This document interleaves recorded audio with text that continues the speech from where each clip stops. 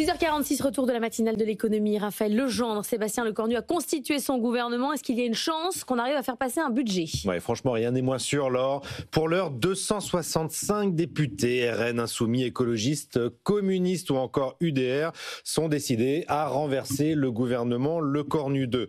Alors, je rappelle que le seuil est à 289 et qu'une partie d'Elliott et des non-inscrits voteront probablement la censure aussi. Ça veut dire quoi? Ça veut dire que une poignée seulement de socialistes, il suffira qu'une poignée de socialistes se mobilise pour renverser le gouvernement. Et Olivier Faure a maintenu la pression hier dans la tribune dimanche. Pour le leader socialiste, l'hypothèse centrale reste la dissolution. Ça veut dire que Lecornu 2, ça pourrait ne pas passer la semaine?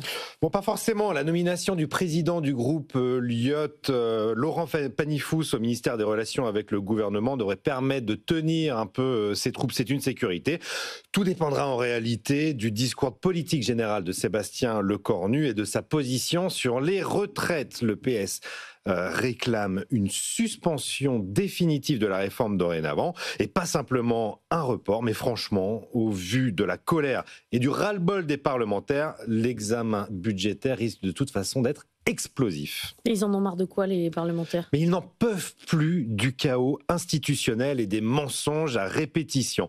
On devait avoir un gouvernement resserré, on a au final 34 ministres. On devait avoir aucun présidentiable, Gérald Darmanin est resté au gouvernement. On ne devait pas avoir de LR. On en a 6, davantage que lors du précédent gouvernement, alors même s'ils sont tous fait virer illico du groupe Les Républicains. Et puis surtout, on a un Premier ministre qui nous a expliqué qu'il ne voulait plus du job, que sa mission était terminée, renommé 48 heures plus tard pour présenter un budget dont les articles sont d'ores et déjà caduc, on marche sur la tête.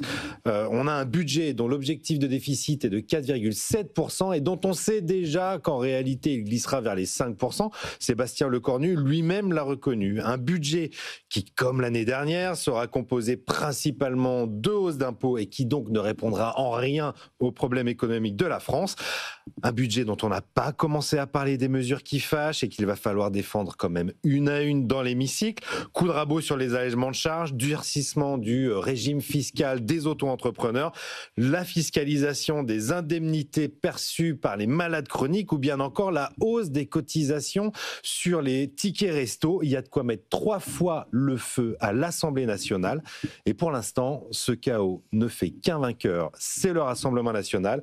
Dans un sondage IFOP, TF1, Le Figaro, Sud Radio publié en fin de semaine dernière, le RN est passé de 21 à 35% dans les intentions de vote du premier tour de la présidentielle entre novembre 2022 et octobre 2025.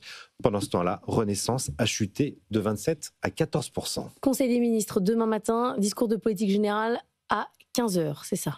Prenons les jours les uns après les autres. Voilà, chaque jour suffit sa peine. Il est que 6h50. Hein. Et peut-être donc dissolution, Attendez, censure à la fin de chaque semaine. jour. On en reparle demain.